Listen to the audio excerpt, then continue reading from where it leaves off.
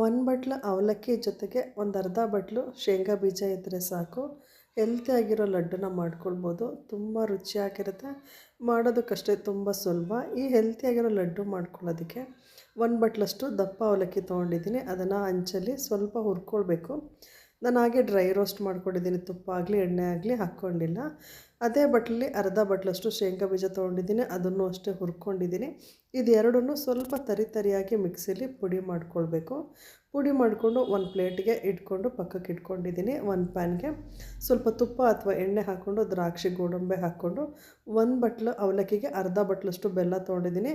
ಇದು ಸಿಹಿ ಕಮ್ಮಿ ತಿನ್ನೋರಿಗೆ, ಸ್ವಲ್ಪ ಸಿಹಿ ಜಾಸ್ತಿ ತಿನ್ನೋರು ಒಂದು ಬಟ್ಲಿಗೆ ಒಂದು ಬಟ್ಲಷ್ಟೇ ಬೆಲ್ಲ ಹಾಕ್ಕೊಳ್ಳಿ. ಸ್ವಲ್ಪ ಬೆಲ್ಲನ ತುಪ್ಪದಲ್ಲಿ ಹುರ್ಕೊಂಡು ನಂತರ ಒಂದು 2 ಸ್ಪೂನಷ್ಟು ನೀರು ಹಾಕ್ಕೊಂಡು ಬೆಲ್ಲನ ಹಾಗೆ ಕರಗಿಸ್ಕೊಂಡ್ರೆ ಸಾಕು. ಪಾಕ ಏನು ಮಾಡ್ಕೊಳ್ಳೋದು ಬೇಡ.